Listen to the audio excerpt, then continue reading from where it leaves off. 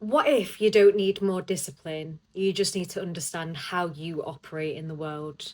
This is the work that I've been doing on myself for months and have now started to introduce with clients. It's what I call understanding your personal operating system.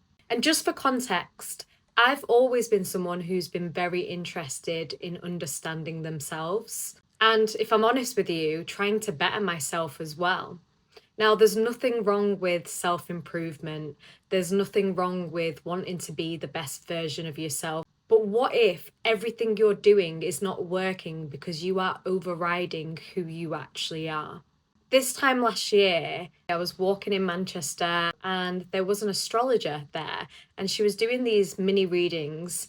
I didn't tell her anything about myself. I just told her my date of birth, where I was born, and she ended up giving me a reading, and I was like, wow, that's, pretty accurate. It was pretty spot on. It alluded to the fact that I was an overextender, that I was a giver. And later on, when she was like, do you have any questions? I said to her, when is this period? When's this people pleasing, this overextension? When is that period going to end? And I thought that she'd be able to give me a date, a month, a year even. I was like, is it 6 months? Is it 12 months? And she basically said, this is just how you show up in the world. And I'll be honest, I didn't know how to feel about that. As someone who has a growth mindset, someone who is very much into being the best version of themselves, what do you mean? What do you mean this is just how I show up in the world? It's really funny because simultaneously I was getting some coaching and this theme kept coming up. And as much as I, had so much insight into why it was happening and the fact that it was happening, I was still trying to find a solution to being someone who is a giver. I was still trying to find a solution to the person that goes the extra mile. And now this lady was telling me this is just how you show up in the world. And I think it's been about 6 to 8 months since that day. And now I see it in a completely different light. If that's how I show up in the world, if that's how I operate, I could try to do everything to override who I am, or I could just accept myself for who I am. Being a giver is not a bad thing. Being someone who goes the extra mile is not a bad thing. Being a thoughtful person, being caring, it's not a bad thing. But I hadn't designed conditions around me to protect myself. I hadn't designed the conditions around me to protect the way that I operate, the way that I show up in the world. So, going back to understanding your personal operating system, it's not something you build, it's something that we all have. We work in a certain way, we process in a certain way.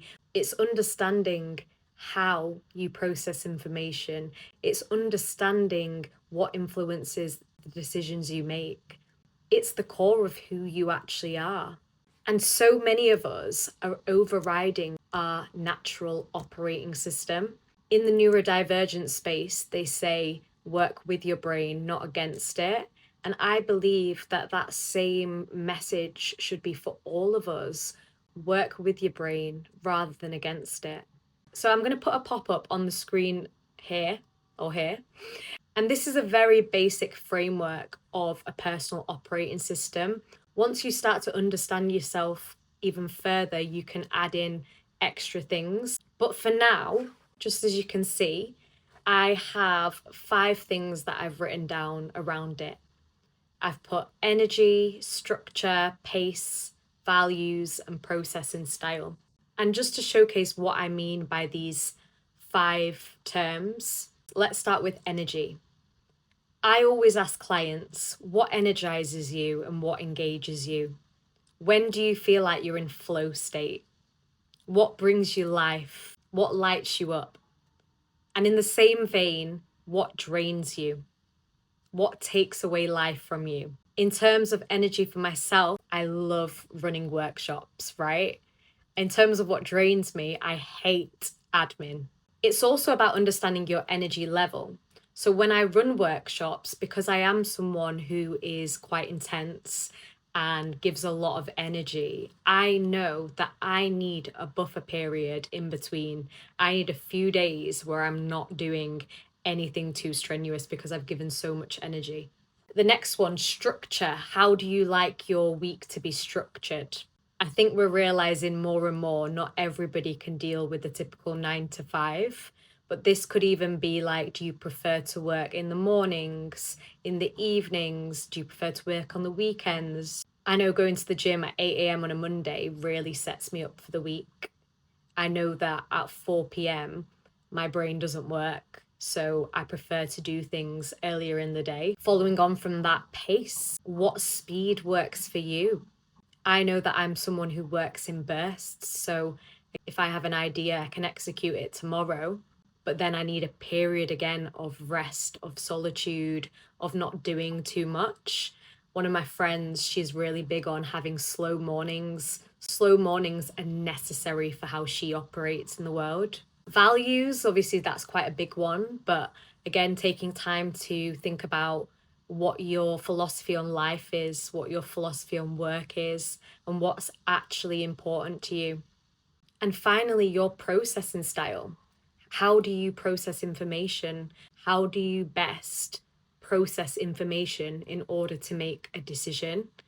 I'm someone who is a verbal processor. I need to write, I need to speak it out loud. And I've also realized recently I need to speak it out loud multiple times. That is how I end up processing. That is how I make sense of the world. What's your processing style? And once you've actually taken the time to examine your personal operating system, it's only then can you actually design conditions in your life to help you thrive. And when I talk about conditions, I mean things like boundaries, environment, support, structure, based on how you operate and how you show up in the world.